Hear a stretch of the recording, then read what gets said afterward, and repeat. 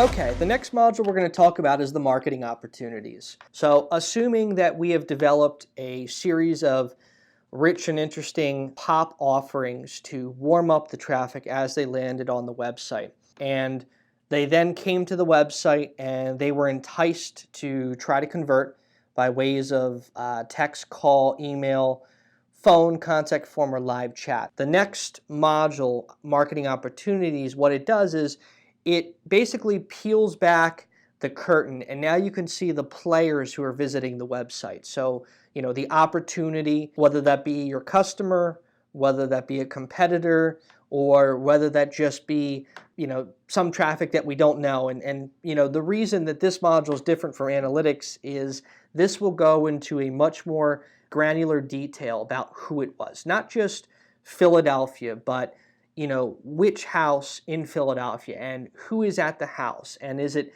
male, is it female, do they have kids or not, what their income level is, all these different attributes that come together to really make up a customer persona or website identifier of your traffic. So this, what we labeled it as off-site follow-up tactics, and again, it's for the people that have come to the site. We tried to convert them with about 20% conversion techniques with these 4 modules, and they since have gone and left. And now we're kind of coming back as a business or an organization and looking at the traffic behind the scenes. So I logged into one of our test accounts and I wanted to show you what this module kind of looked like and what's the information behind it. You're going to see a number of report parameters. So by default, I just toggled on the date of 11/13 through 11/14. I didn't segment by location. I didn't segment by name or phone number, address or website. I didn't segment by B2B or residential. And I didn't segment by any type of offering or retargeting or engagement. I just literally, the only thing I segmented against is just all the traffic that came to my website between November 13th and November 14th. So now if you scroll down here, what you're looking at is granular records of people that have come to the website and have been identified. And it's not going to be the same amount of traffic of the folks coming to your website, and that's because there are 47 different data sources that come together to make this module happen. And it's not all the time that we're able to work the algorithm for every single bit of traffic that comes to the site. On average, what we have been seeing is that about 80% of the anonymous traffic that's going to come to your website. So that's the traffic that's not going to end up converting to some degree. About 50 to 60, even 70% of that traffic is ultimately going to get converted into the marketing opportunities. So what does that mean?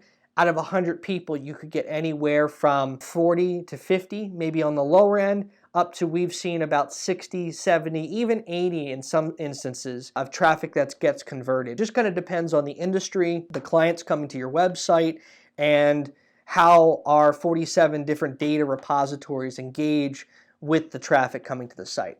So I'm going to go ahead and just explain a couple of particular accounts so you can kind of see what we're looking at. So if you look here, the first column is called Visitor Details, and what this column is doing is it's basically giving you a snapshot of who that visitor is. In this example, the latest visit was at 8 o'clock on the 14th, and they first came to the website on 9/13/2018 at 10 o'clock. Looks like they visited, in that span, they have visited 15 times.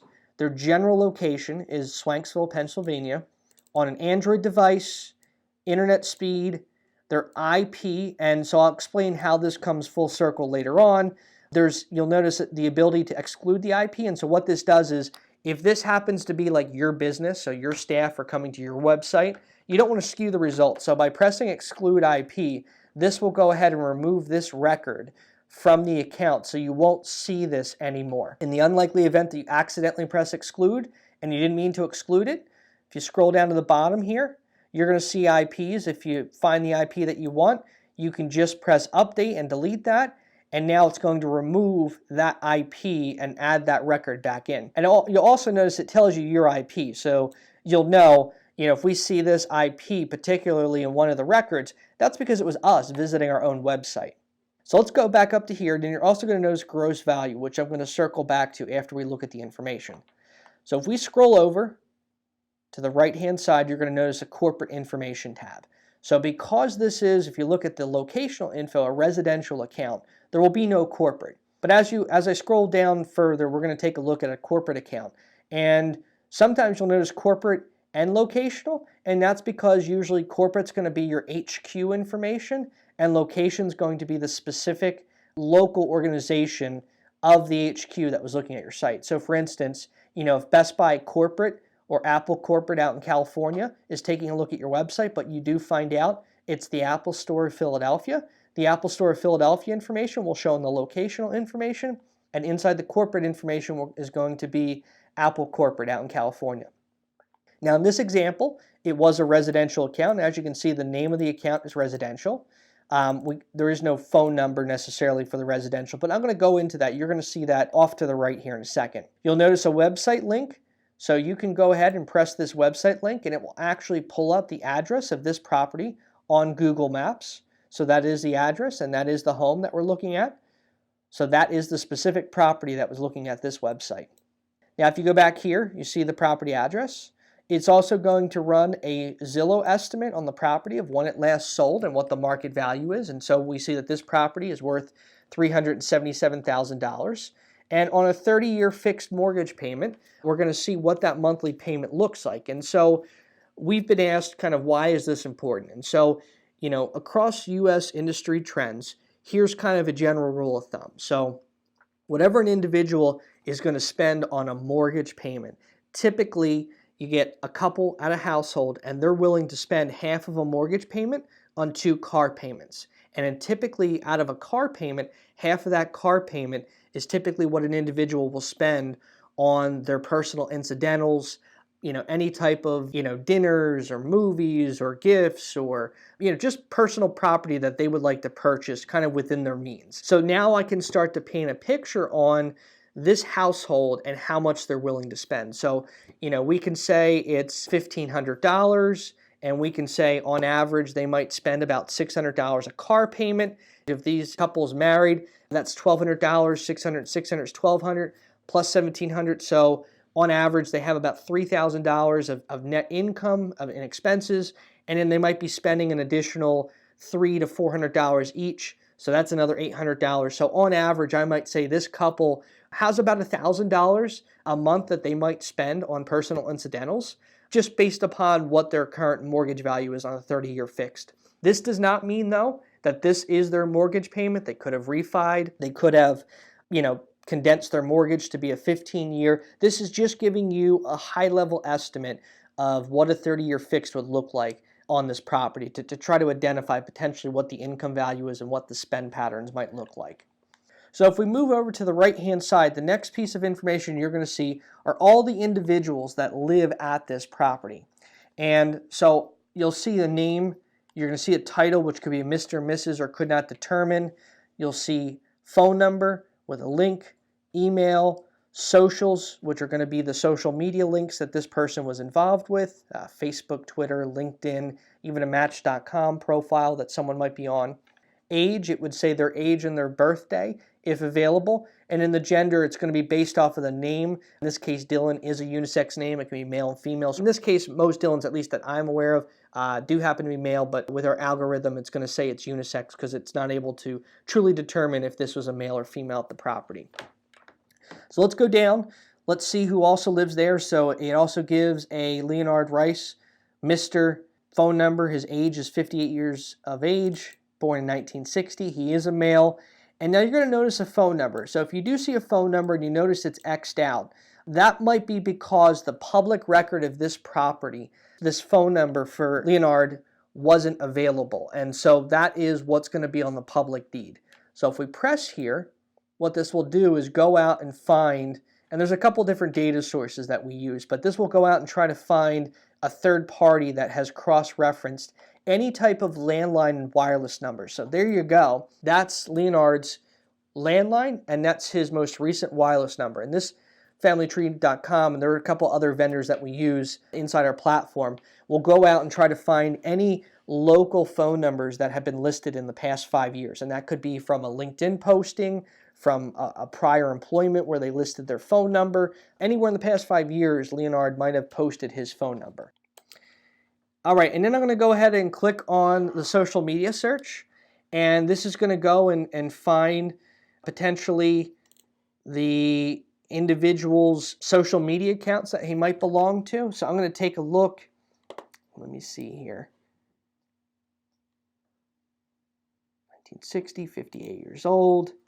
So it does say this individual. The only thing is it's saying that this person's in California. Let me just take a look at this one. And so Pipl is a great resource to find someone inside the area, and this will create find any type of social media accounts that the person belongs to. And so it looks like it wasn't able to find that person, and that's fine. We're going to go through and take a look at some other folks.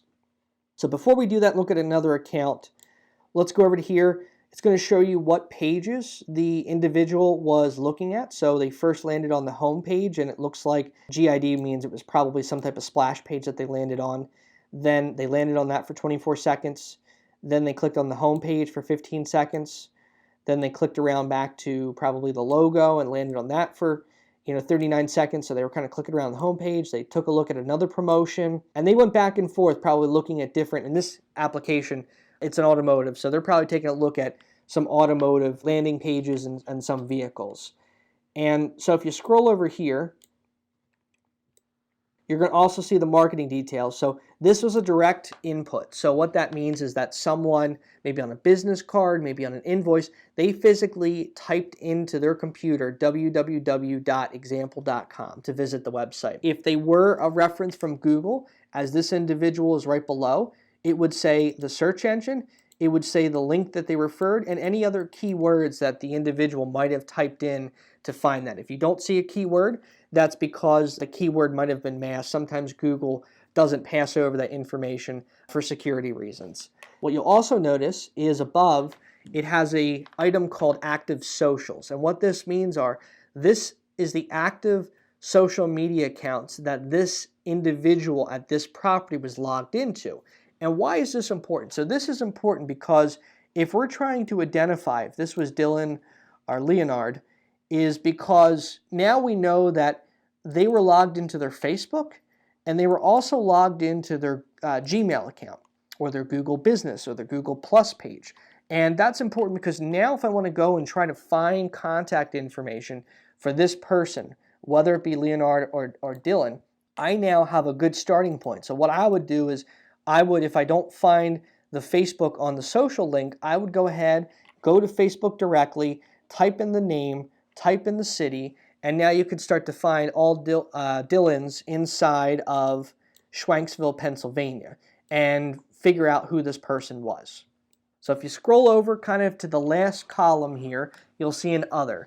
And so what this does is this kind of puts together the entire persona of the customer in one foul swoop. It blends together all the different modules that we've talked through in this demonstration if we have them all kind of turned on and activated.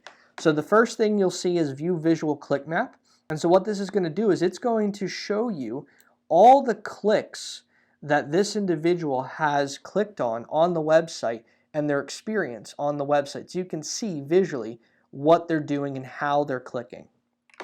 If you did turn on the live chat, and there was a live chat, you would see a linkage here that could click and literally show you the live chat conversation as it transpired with one of your customer service agents. So now you can start to piece together, oh, this was Dylan from such and such hospital. I see the chat. He was asking about fleet for the cars. So the live chat gets listed right under here. If you did activate the contact form module and the individual submitted a contact form on the website, you could click here and physically view the contact form that Dylan submitted. And so now you can start to piece together, oh, he filled out the contact form on the Corvette page and he saw this promotion and we know how much he makes because of his home value. So now we know if he can afford or qualifies for a Corvette. The next thing is if you turn on the phone call module, you'll actually get to replay the phone call or voicemail that was left. So if you had call tracking enabled and this individual Dylan called the main line and either someone picked up and the call recording was activated, you could listen to the conversation with the customer service rep, or if no one picked up and it went to voicemail, you could listen to that voicemail and listen to what Dylan had to say about his inquiry. The next piece, if you decide to do tracking, so this is more from a B2B concept, but let's just say you're going after a big account such as Merck the pharmaceutical, and you've been trying to get in the front door for a handful of months. You've been emailing all the right folks, trying to see if you can make headway into the organization. All you have to do is BCC this email on any email that you send, any cold email you're sending to Merck. And then what would happen is when someone from Merck ultimately clicks on the website to see what you have to say and maybe learn about your company, maybe there is some level of interest, it will literally show that person's email right here. So if you emailed, for example, Joe@Merck.com and Tom@Merck.com, and you say, hey guys, check us out. We can service all your HVAC needs and we love to help you out. A couple months go by and Joe finally gets around to visiting your website. Right here, you would see Joe@Merck.com showcased here, and then you would know, okay, it was Joe from Merck that ended up coming back from that cold email I sent a few months or weeks ago. If you decided to set up some smart pop offerings and an offering ID was created, so you have 5 or 6 different offers that are showing up, it will give you the link and the ID to the offer that they saw. So now again, you're going to know if Dylan saw this offer and what really caught his attention. So now you can start to decipher the return on your investment on the specific offerings that you're bringing to the table. What I didn't go into detail, and I will in the next series, is the AdWords, the Facebook, and the AdWords remarketing references. So if you do set up a AdWords campaign or Facebook or Instagram campaign or just a default remarketing campaign, it's going to tell you which campaign this individual saw before they got to the website. So now you can start to see the true value of your Google AdWords spend, of your Facebook and Instagram ad spend, or your remarketing dollar ad spend. So what I want to do is, now that I went across and showed you the different columns, I like to go through and start to scroll down and show you some of the different accounts and show you just some information so you can see some of the people that have come to the site. So in this example, here's another residential account. You're going to see first visit, latest visit, so they only came once. You'll notice the time is the same because they only came once. From Myerstown, Pennsylvania, on their iPhone. That's their internet speed. And if you scroll over here, it's going to give you the address, the property value, the mortgage payment, and then here's the person that it was. So Brian, Mr. Let's click on his phone number, and this is again one of our other data sources that we use. And so it's going to pull the wireless phone number. There's his phone number. If there was any emails, it would show you the email account. And then what you're also going to notice is, and we didn't turn this on for this account because there is a charge for that, but it's going to tell you the latest business that Brian works for. And actually what was very interesting here is Greystone Road, Greystone Roofing. So you're going to notice that there might be a different address, and this might have been his current address. He might have actually moved properties here. Yeah, so he looks here. The previous address was the Richland Avenue, and it's funny because he lives on Greystone Road, and it looks like he works for Greystone Roofing, so it might be his own company. So you could go to his website and take a look at Greystone Roofing and probably find Brian at greystoneroofing.com and see who it is and email him. But in looking at that, what I notice here is that it's not his address, so this just the public deed had Brian still in the property. So if we go and we look at potentially this property, now you can see all the people again that live at this property. And so typically it usually ends up being the younger individuals that are at the property, and that's because, you know, usually you have a mom and dad, and you know they're leaving the property, and so younger generation. You still have to look though. If you see the ages of 16, 17, 18, 20, probably the kids. But then when you start to see at 25, 26, 27, typically they end up being the most current homeowners. So now we can see, looks like it's the Bishops that potentially live there. Carol and Anthony Bishop, and used to live here. So let me see. Lives in Myerstown. Okay, so Todd Allen Smith does live in Myerstown right now. And so that's interesting. And Tommy Lee Simons, let's see here. So it looks like potentially these could be some of the people that actually live here now. We can view their information and view their landline. So let me go back here, and I want to show you what a business account looks like. So here's a great example of a business account. So Gwynedd Mercy University, we did detect the business information, the Google business page. The address is here. Couldn't determine the annual revenue or the years in business, and that's typically pretty common for government and university because that's not too widespread public information. But when you get into more the private sector, that information becomes a little bit more compiled. And we do pull one of our data sources. It's Dun & Bradstreet. So if a business does have a Dun & Bradstreet account, we do get a little bit more information than someone that may have not, created a Dun & Bradstreet, and that has been automated in some capacity. Here's CRF Health, phone number, the website. Here's their social media accounts. What I'm going to do here is go to the most recent information of today. So let's take this one as an example. So on 9/6, individual came. Latest visit was on the 26th, which is actually today. 2 visits. Carpet One Flooring and Home. Phone number. There's the website. There's their Facebook, Twitter, Instagram, Google Plus, and Google Business. They're from Langhorne, and if you check their website out, it'll have their address. But the estimated annual revenue, yearly and monthly, years in business, and how many employees. So it looks like this is a single proprietor from Dun & Bradstreet's report. So 1 employee, been in business for about a year, $50,000 or $4,000 a month. So it may not be someone that you want to potentially sell your product or service to, but you can take a look at it. And so now let me show you a couple of other accounts here. So here's a great application of, I want to go back to the gross value and explain how this works. So let's take this account, for example. The individual was here at Pine Tree Drive for 10 times, probably a highly interested individual in a product or service. And so assuming that this person ends up coming into the dealership maybe 3, 4, 6, even 10 weeks out and ends up purchasing a car. So the Matthews family, could be, Joe Matthews or Dina Matthews, wherever it could be, they end up purchasing a vehicle. What you can do is you can go back into the application and you can put either the gross or the net value of that vehicle sale or that product sale or that service sale. And all you do is you press save. And so what this will end up doing is it'll start tracking the sales that were made over time for the business online. And so, for example, and these numbers are again meant for purely presentation reasons. They are not accurate. But what this will do is down at the bottom here, some important and predictive data.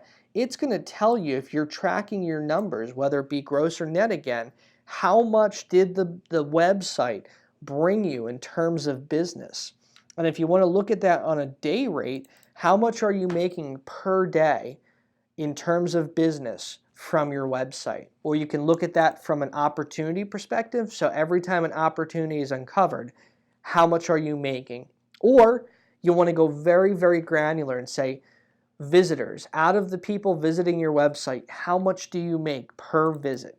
And so this business in this example is going to make $3 per visit on average because of how the numbers are all put in across the traffic and the segments that they are servicing. And so there's some predictive gross value. So what this will do is it'll take the numbers, it'll annualize it over a year, and then give you that total gross. So what you're going to make from the website on a yearly basis, what you're going to make from a persona basis, and then what you're going to make on a per visit basis for the year.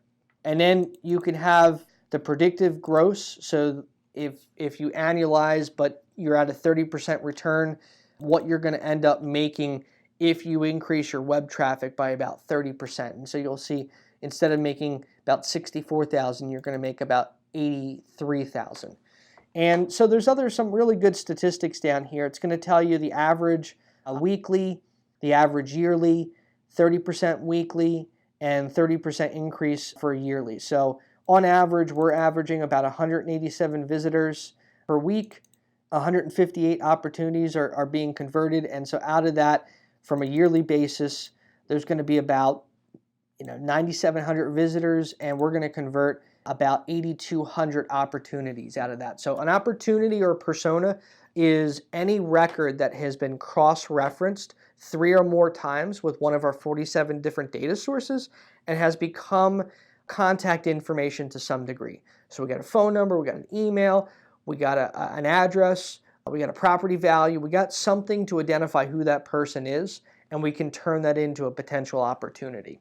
And again, if you were to invest in an SEO or social media campaign and you increase your traffic by 30%, here would be the numbers on an annualized basis. Here would be the numbers. So what this means is if you invest in SEO and you increase by a modest 30% of traffic increase because of keywords and social media efforts you do, you're going to go from having 10,000 or 8,200 opportunities to having almost close to 11,000 opportunities. So you're going to bring 3,000 more opportunities to the table on an annual basis.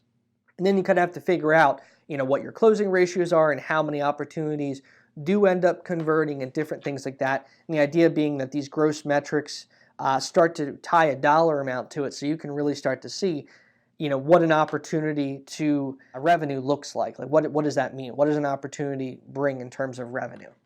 And so if we work our way up here, you'll see some other information. So it's going to tell you the first day an opportunity or persona was discovered, total days of service that the platform has been turned on, the total website visitors assessed, the total website visitors ID'd, so how many personas you're getting that have a 99 or 100% accuracy, and the assessed visitor conversion. So basically, out of the assessed traffic, which is out of the 80%, the 60% that we're able to convert, we're able to convert 84% of all the anonymous traffic that's coming to the website. And so that's, as I said, it can average between 40, and we've seen as high as 80, even 85% I've seen before. This is a great account to kind of show you the levels of conversion that you can get. And if you look at it on a opportunity per day basis based upon the service, we're giving this organization 22, round down, 22 opportunities per day. Or if you look at it from a visitor ratio perspective, every 1.18 visitor converts into a persona. So every time 2 people come to the website, I identify one of those opportunities with contact information. So it's pretty powerful stuff here. That means that, again, out of 10 people, I'm going to identify 10 of those people in the contact information. And so if you wanted to 2x the opportunity, you just need to push through another 187 visitors per week, and you'll 2x your opportunity across the board. So I'm going to go to the top here and just show you a couple last minute things. So again, these are filters. So if you want to see all the people from Alabama or from a particular city, example.com, you want to hone into a specific name such as Merck. Maybe you're looking up a sale that you made with John Doe, and you could put John Doe up here, press search, and it will find the John Doe visit to the website, or his phone number, his address. If you want to kind of segment against the businesses, you can say show me all the businesses at 500,000 up to 500 million. Vice versa for property value, you could say give me all the property value at 250,000 up to $1 million. Or if you want to hone into a specific pop offer, so you create a pop offer for a specific customer segment or for a specific customer, and it's pop offer 5, it's going to show you all the results of records of people who saw the pop-up offer 5, or your retargeting ID number 6, or your default ad remarketing campaign, or even if you want to go by engagement level. So I want to see all people that have seen 5 or more pages. You press update, this is going to show 5 or more, 5 or less, 5 equal, 9 plus, 9 minus, or 9, and maybe all the people that have visited the home page 9 times, or the about page, or the contact page. So now you can start to hone into more of the warm leads and say, okay, these are all the people from example Alabama within my income brackets that have seen the offer, have been retargeted to, and have clicked on the site 2 or more times, and they visited the contact page. Very, very warm segmentation filtering. And now you press update, and anyone that meets the criteria is going to show. And now you've basically heightened in your results set to get the most qualified opportunities at your fingertips. And so a couple other things that we have on this module. One, the ability to export this data. Two, and this is a raw export, so it does contain a lot of different attributes and fields together. A lot of individuals really like the contact export. So what the contact export will do is it'll export the business info, the residential info, and the linkages to get the phone, email, and social media accounts. And then we have this little how do I use the data. So if you're unsure of how to use this, and there might be a marketing prong, there might be a sales prong, you might have a blend of both, and you might do a lot of different approaches to use this information to capitalize on the opportunity.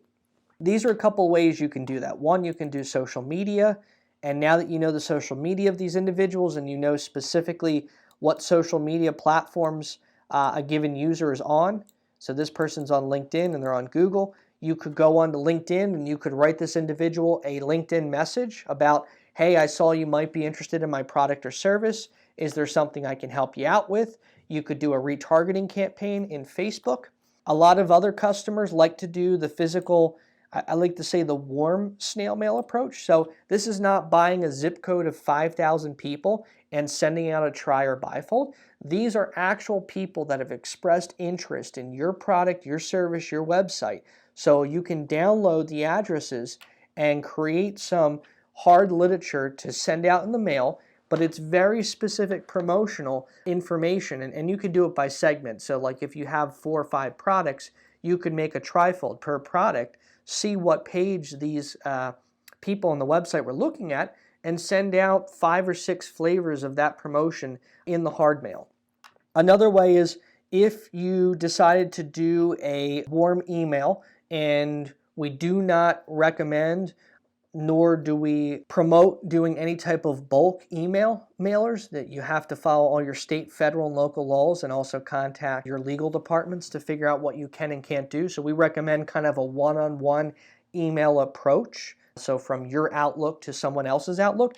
But you could see, for this example, Mary Monaghan works at Penn Medicine Company, so she did not pay for the service to reveal the email, but we do know her email is probably mary.m@pennmedicine.org, and I could send her a warm email to her business. And the number is 27% of people are more likely to open up an email solicitation on a work email than a personal email. So you know that already this warm person who has expressed warm interest is now going to get an email, and she or he is probably more likely now to open that up because we're not sending a personal email to a personal account. We're sending it to their business account.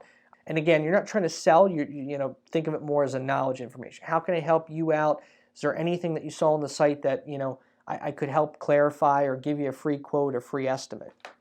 Finally, if you do have a phone number available, so if I just click on this and look at the phone number, here are some wireless numbers that Mary has had before. So you could pick up the phone and contact this person via phone. But again, I wouldn't recommend that. It kind of depends on the industry and what your product and service is. And the last thing you want to do is be too aggressive or too abrasive to these potential customers. And you definitely don't want to robocall or robotext these individuals. We prohibit the use of any type of robocall or any type of mass phone dialer systems. You have to do a one-on-one solicitation phone call if you're going to do that approach, and also you have to only upon one phone call. If the individual doesn't respond, you need to respect the privacy and do not call again.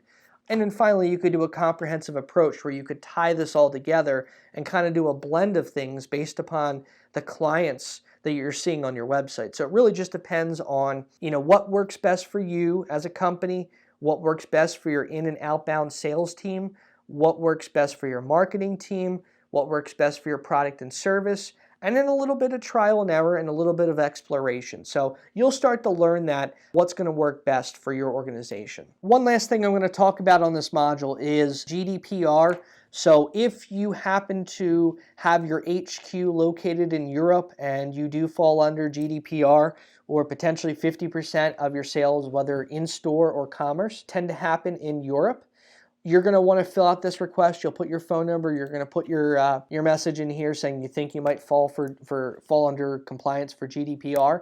And one of our support representatives will go through and we will work with your legal department to determine if a GDPR truly does impact your organization.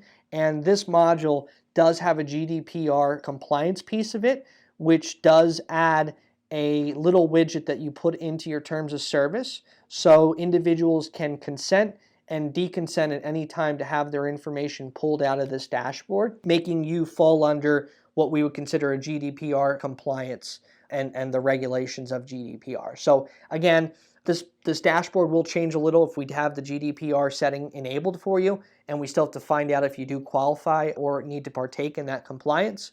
And there are some necessary steps you have to implement on the website to truly make the solution become full GDPR compliance for your organization.